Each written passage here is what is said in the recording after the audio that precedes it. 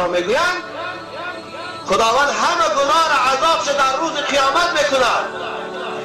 کل الذنوب یؤخر الله منها ما شاء الى یوم القیامه.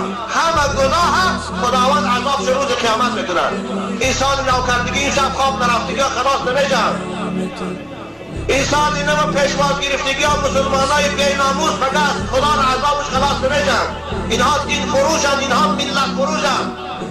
اینها سال پیغمبر خوشان تولد چه جشن نمیگیرن، سال پیغمبر عروسانش خواب نرفته خانه به خانه یافته میکنن. این دیوسا این بیناموسا خدا فقط عذاب میکنن.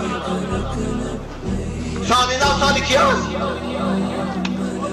شب 31 دکمبر پیغمبر شما تولد شده بود که خواب نرفته این شب همه تا ساعت 12 ششته.